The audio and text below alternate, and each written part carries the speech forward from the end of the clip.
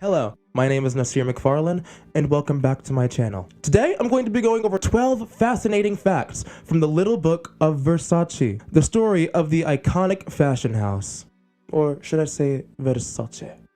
I'll just say Versace. Alright, let's just get right into it. Number 1.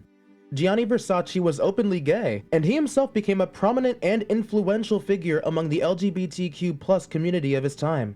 His men's advertising campaigns were charged with the assertive energy, conviction, and sexuality of his collections, challenging the more traditional concept of menswear. Number 2.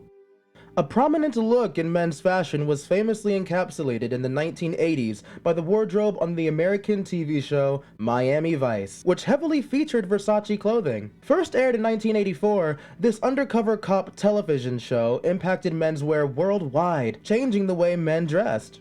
As Jody Tillin, the costume designer for the show's first season, said, it opened menswear to the world of color and comfort. Gianni became a friend of the show, and actor Don Johnson was the first person he dressed in Miami.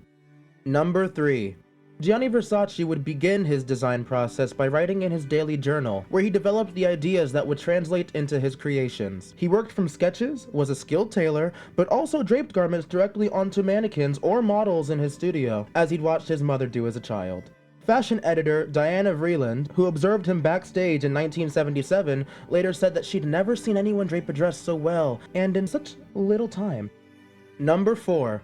Leather was one of Gianni's favorite materials. Here, in his interpretation of a goth aesthetic for his Autumn-Winter 1997 show, a dress is embellished with a Byzantine-style cross, inspired by the Glory of Byzantium exhibition Gianni had seen at the Metropolitan Museum of Art in New York. Number 5. And I feel like I sound like a news reporter, so I'm going to change up the way I'm speaking, yeah. In the 1990s, fashion became accessible. The lines between catwalk, editorial, and everyday life were blurring, and designers became celebrities in their own right. Gianni Versace was acutely aware of the importance of his personal and professional image, and surrounded himself with celebrities and extreme beauty to obtain consumer desirability. Oh my god.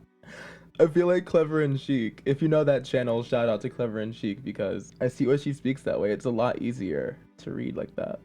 Anyway, number 6.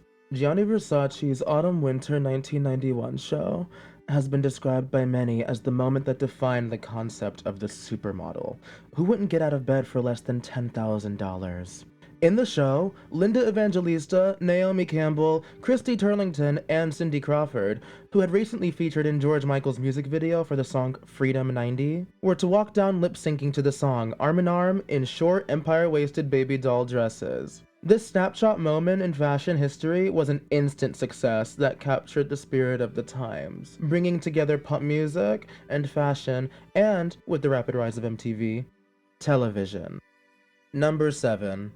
Despite being 8 years his senior, Gianni Versace and his sister Donatella had an incredibly close bond. It was he who persuaded her to dye her hair blonde when she was just 11 years old, inspired by Italian pop singer Patti Pravo.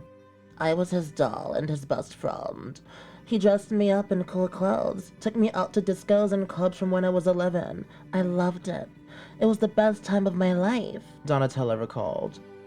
Throughout the 1990s, she was his right-hand woman. She supported him with his collections, working as his advertising image director and always offering a female perspective and daring him to go sexier, bolder, or shorter. He trusted Donatella, treated her as his first customer, and described her as a very strong woman, a mother, and a friend of all the rock stars. I love how I'm slowly getting more and more unhinged throughout this video. Anyway, I'll shut up. Number 8. Following the sudden death of Gianni, his elder brother Santo became CEO of the company, and Donatella, who had been responsible for the Fusion line Versus since 1989, took over as head of design. She took the dynasty's reins and decided that the show had to go on. Giving up was never an option. Understandably, it took her some time, but after an unsettled start, she was ready to step into the role, stamping her mark on the Versace brand and incorporating a feminist stance. Number 9. The house of Versace's first collection after Gianni's death took place barely 3 months later, in spring-summer 1998. It was shown at the usual venue, the courtyard of Via Gesù in Milan. In the audience, Gianni's fashion cohort, names such as Karen, Armani, Missoni, Prada, as well as his master Lagerfeld, offered quiet support. And sitting in the front row was Cher, Boy George, and Demi Moore. Number 10. Versace is about bringing people and ideas together in a creative process, blending marketing with entertainment and show business. From the start, the brand had a very strong visual identity that became a sensation on the global fashion scene, attracting show business personalities and royalty worldwide, most notably Diana, Princess of Wales, who was arguably the most famous woman in the world at the time. Having divorced Prince Charles, but still attending official events, she was now free to find her own style, as she was no longer under the royal family's dress protocol. She became close friends with Gianni and, through his clothes, portrayed a bold, confident, and striking version of herself, leaving behind the previous girl-next-door image and becoming his unofficial poster girl during the 1990s. Number 11. Lady Gaga fronted the Spring-Summer 2014 campaign. One of the looks in the shoot, a soft lilac look, was reminiscent of Madonna's violet dress in her first Versace campaign. Here, Lady Gaga leans on a sofa with long, poker-straight, bleach-blonde hair, a la Donatella, shot by Mert Alice and Marcus Pigott. I hope I pronounced those names right, I'm not sure. Another print ad in this series features her surrounded by pastel-colored Versace handbags, looking into the distance. In a bold move, Lady Gaga, a long-standing friend of the Versace clan, chose to wear a red corset dress that was indisputably Versace as one of the outfits to promote her film House of Gucci in 2021. Number 12. In Donatella's own work since debuting the Versace collection in 1989, she has involved music in all the fashion performances. Original tracks have been written for Versace shows, including Elton John's Into the Jungle for Gianni Versace, 1995, and the Versace Experience soundtrack, which was created by Prince exclusively for the Autumn-Winter 1995 show. Prince and Donatella were close friends, and in Spring-Summer 2017, soon after his sudden death, she paid tribute to him at her menswear show by playing some unreleased tracks he'd sent her. In a heartfelt gesture, she closed the show walking the catwalk style to look like him, wearing a purple suit and a black ruffled collar blouse.